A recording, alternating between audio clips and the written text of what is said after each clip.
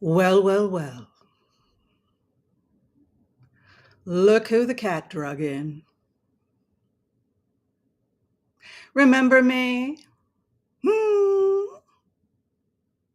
Do you remember me? You naughty little witches over on the beaches of Tel Aviv?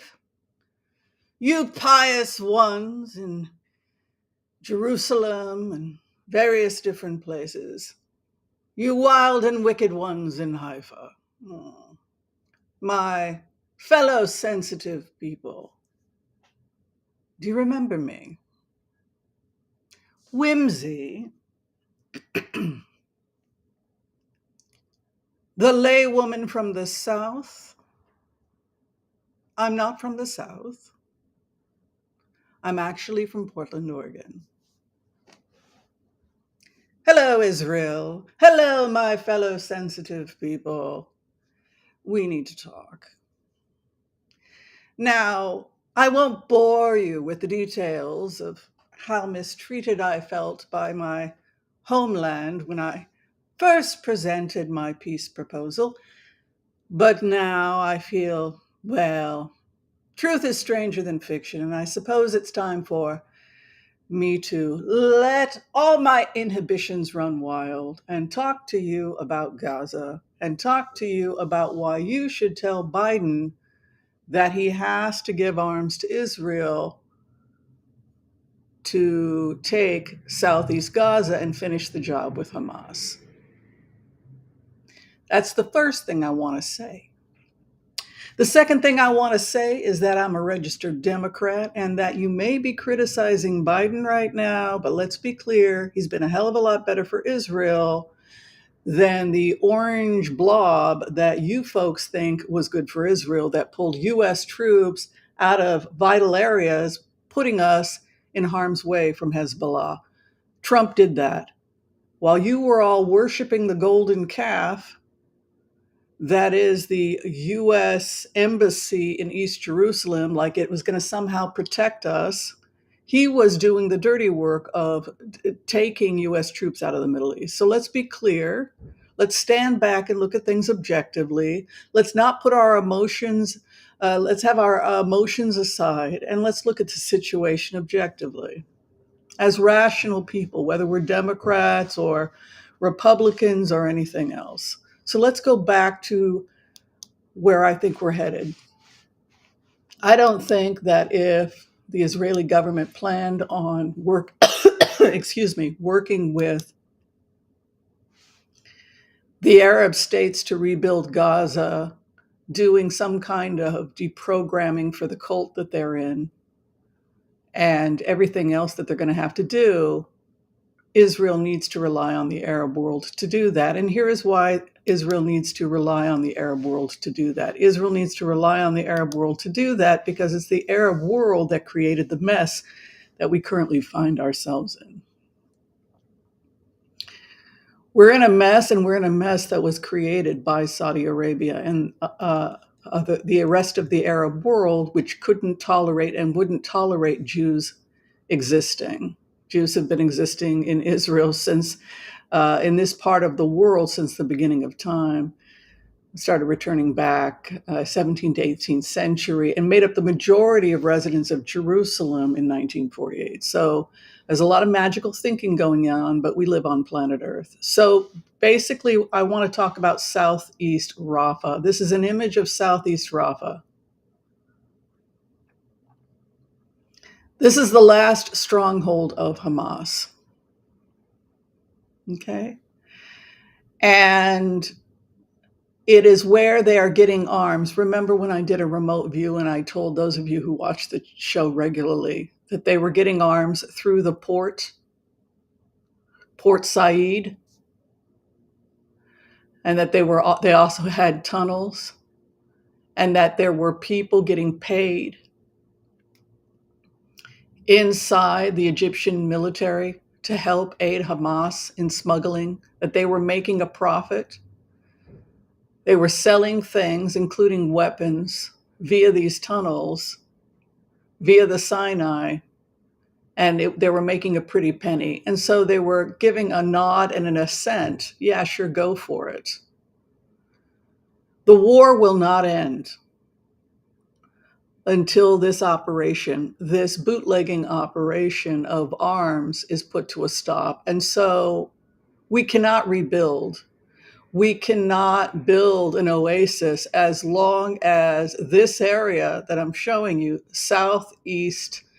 um, southeast Gaza, is cleared of these psychopaths. These are people that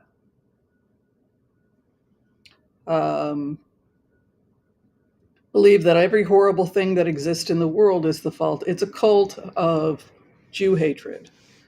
You can't have them next door. You can't deprogram people from this, if you want to call it a religion, a cult, or whatever. You can't do that so long as you've got people smuggling weapons in at the border. The entire border has to be taken over, and they have to clear it. They have to clear those tunnels that are separating the north from Gaza from um, Egypt. Here's another image. Specifically, I would put attention towards the Martyrs Mosque, which is on the Egyptian side. You can see this is the area that, as a remote viewer, I'm very interested in. Perhaps this will be, I'm sure that I'm not telling the idea, if anything, they don't know, but this is the sweet spot area. This is where the smuggling is happening, and you're getting some smuggling. Look, they have to take control of the water too, because there was smuggling going on, like I said, through the port. But this is the main hub, and we're on the Egyptian side here with this image. This entire area, weapons coming in, weapons from Iran, weapons from Russia. It's not about Palestinians, it's about the Suez Canal, and it's about blocking trade, which is what we told people. Not to be mean, I don't mean to be mean to you. But it is a little frustrating for those of us that are trying to help. Now, the other thing I wanted to show people about why we have to talk to Biden about,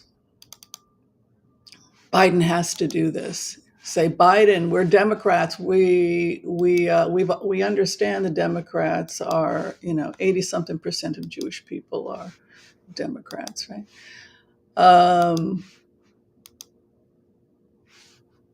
I'm not going to become a conservative just because they're going to protect Israel, right? Or they claim to protect Israel. They don't protect Israel. Their policies put us in this situation. So, objectively speaking, the Republican Party has been disastrous for Israel because their candidate, Trump, dismantled our protections and the protections for the Kurds. So this fantasy that somehow, oh, eureka, we now get it. We're going to talk tough. Yeah, you're talk tough while pulling U.S. troops led to the massacre of over 1,200 Jewish people and hundreds kidnapped, tortured, raped, etc. So we don't need to talk anymore about how Trump was good for Israel.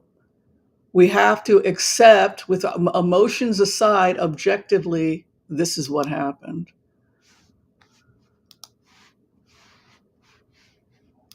Here's the rebuild that I wrote. Let's say theoretically, I ran out of paper, by the way. It's supposed to be longer. Just go with it, okay? That's the joke. It's like, what? It doesn't matter. I'm not an artist. It's the concept that I want you guys to think about. You can see to the left, this is the Oasis Sinai. You can see the security border that's put up here on the left. This whole area, right? Where is that whole area? Well, you know that whole area where I said security, security, security. You know that whole area because we just showed it to you, right? So that whole area is here. Now, do you see it? You cannot do a rebuild until you secure the perimeter. By the way, this is in the Torah and this is biblical as well. that when Abraham came in, Avraham Avinu, the first Jew, and he bought the land, he paid for it, by the way. The locals loved him because he paid well, and everybody got to have an amazing dinner on Friday night. The guy was a hell of a wonderful employee. That's why he became one of the richest men alive, probably the richest. He was the Elon Musk of his lifetime. When I write Elon Musk to try and get donations, it's not that I support his politics. It's because he got excited about this rebuild. I always say to him, hey, you're like Abraham. Your children are going to be in the stars, just like Abraham, right? That was what Abraham wanted. My children to be as vast as the stars. And then you have Elon Musk. Wow, my kids are going to fly to the stars. So it's a great relationship, right? But I figured that boring, you have these underground tunnels, but he could start his boring over where it says Oasis Sinai. He would plow through, and that would give the people of Gaza a beautiful gift, because then they would have this amazing underground tunnel, and it would also give them space. You could still use farming land here, you see, the oasis areas. They wouldn't be disturbed because he would give the people of Gaza this beautiful highway system, and then you would have all this fertile, lush green above. Isn't that amazing? You could also do a top version. So here you're expanding space in multiple ways. And that's something that engineers can get really excited about. But again, we have to tell Biden, you've got to clear this area or we can't do this. I wrote here for Mr. Musk, a beautiful pearl necklace, because Elon is so damn romantic. He is. He's a hell of a flirt. And shockingly rational when he's not playing the fool. Here I gave people a roundabout. You can see the roundabout here. That was just additional security I wanted to do for us adult. But of course, it's up to the IDF. And you can see that these oases each have their own flavor. It expands the land on both Gaza and Israel's side. This would be like you have the A, B, and C zones. This would be only for special personnel, teachers, etc. But in time, as people move towards integration, we can see from the pattern within 1 to 2 generations, complete integration. And we have the security checkpoints on both sides. So we have triple security, just like Abraham Avinu, just like Abraham. And the other nice thing is that the Arab world can be a part of this. But again, could you do this while this area, security, that I was warning people about, no. And furthermore, it has to be seen not as people are trying to occupy. This is an attempt to help Egypt as well control these smuggling operations, which are not only destabilizing the United States, or excuse me, Israel, but also destabilizing Egypt, because they've had civil wars where their own military has had to come in. So the other thing I wanted to mention about this whole idea of Abraham's tent, or this concept that comes from the Torah, is that the Torah is wise. The Torah is wise. It's much deeper than conventional Orthodox Judaism or Reform or any of these isms. I wish people would get away from that. It's so much deeper than all of these isms. One of the most powerful things about the Torah is it teaches us immense things. You can't get a better lesson on human behavior. If you really want to understand human behavior, study the Torah. But this was basically the structure that the first Jew said, Judaism is a way of life. It's a tribe. Similar, the closest I've seen of any tribes out there that remind me of the Jewish people is probably the Dakota Sioux of the Dakotas, North Dakota. Very similar. Anybody see Dances with Wolves? He gets adopted, starts out a dumb white guy. Then he learns their traditions, learns to be an ethical, decent man, learns that how tied they are to the land, gives them weapons to protect their land, right? Because Their souls are so connected to that land. But then he himself, even though he's not genetically related to them, he inherits a soul of a Dakota, right?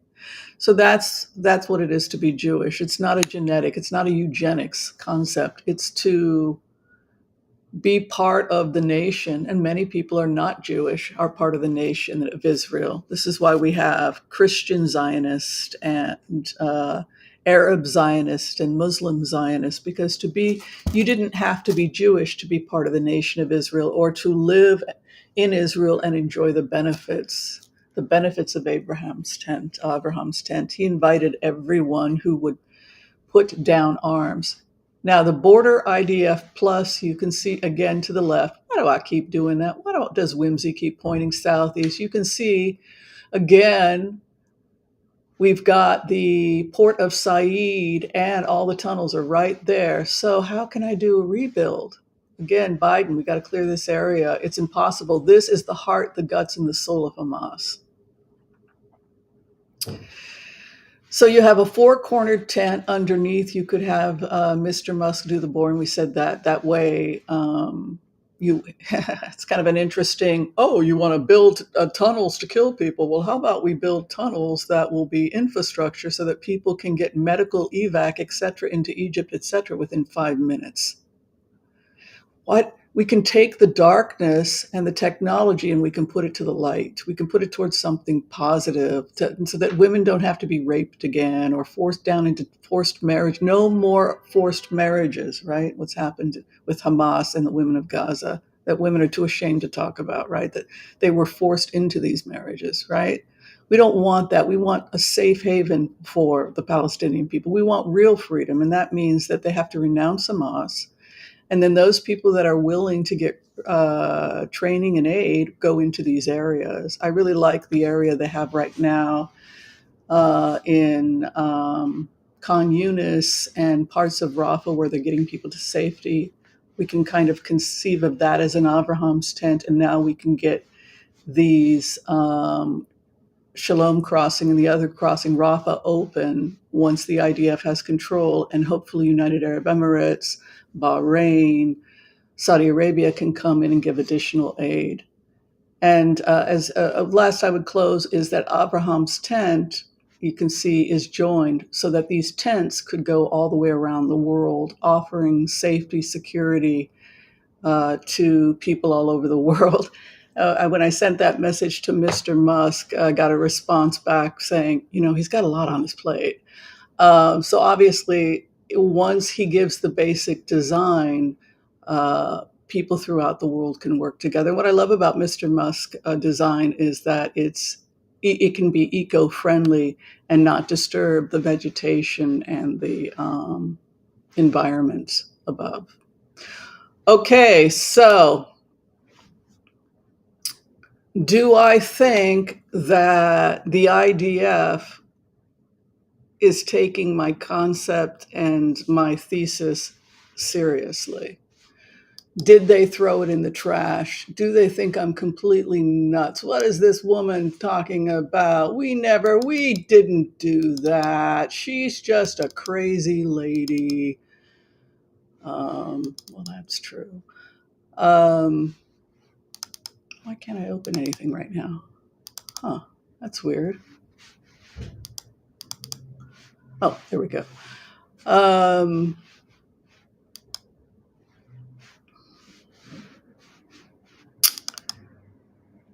I could be completely delusional. I could be somebody who has completely lost her marbles. I could be somebody who is a little bit nuts. But I know. I got a feeling deep inside, as they say, that they took my rebuild. And this is the rebuild. And this is what I want to get my second doctoral degree on. This is the PhD proposal that I sent to Haifa University. security checkpoints, shared common good would allow us to expand the space in the C zones, the A, B, and C zones could be expanded with triple security, so we'd have less crowding. The boring put in by Mr. Musk would also reduce some of the congestion. You can see the anthropological approach here. The need for cultural and social integration in a safe zone, so because many Gazans have only seen Israelis in military uniforms. So this is part of deprogramming. Education for reform. This is something that both Mr. Musk and Prime Minister Netanyahu were both very focused on.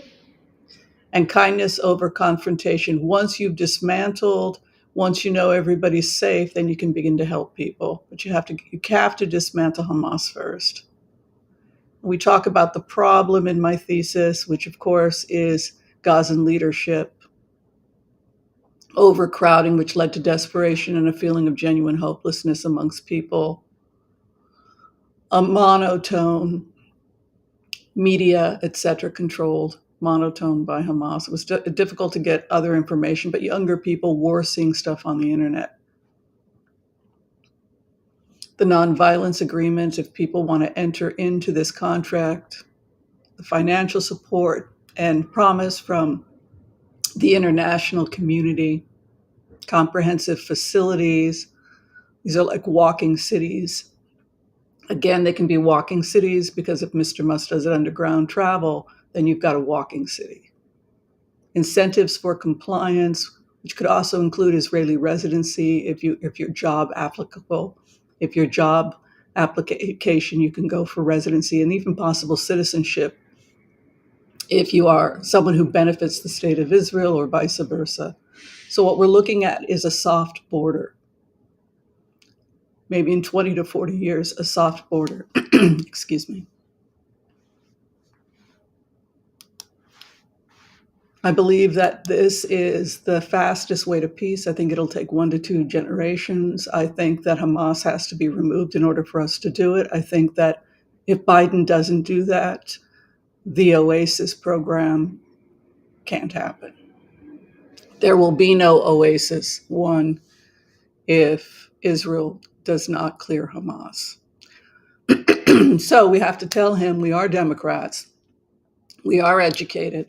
We do know what's going on. We do want peace and happiness for the people of Gaza, which is precisely why we support the idea clearing Hamas.